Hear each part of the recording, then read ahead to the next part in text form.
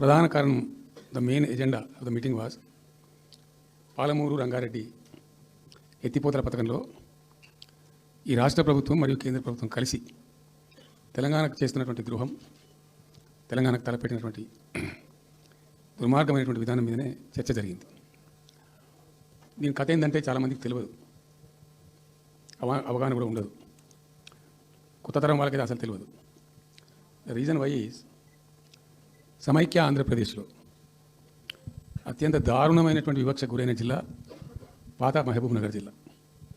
చాలా చాలా దారుణానికి. రీజన్ ఏంటంటే వనరులు లేక కాదు, వసతులు లేక కాదు. కృష్ణానది ప్రవేశిస్తుందే మహబూబ్ నగర్ జిల్లాలో. సరే, ఇప్పుడున్న తెలంగాణ, అప్పుడు ఉన్న ఆంధ్రప్రదేశ్ మొత్తం చూస్తే కూడా 300 and above కిలోమీటర్స్ కృష్ణానది పారుతుంది కూడా మహబూబ్ నగర్ జిల్లాలో. 308 కిలోమీటర్లు పారుతుంది. 308 కిలోమీటర్స్ పారుతుంది. ఇది రెండు రాష్ట్రాలు కలిపి లెక్క చూస్తే కూడా. అయినా కూడా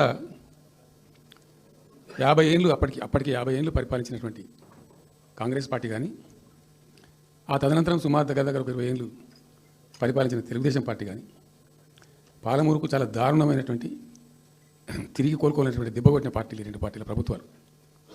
ఇది లోకమందరికీ తెలుసు.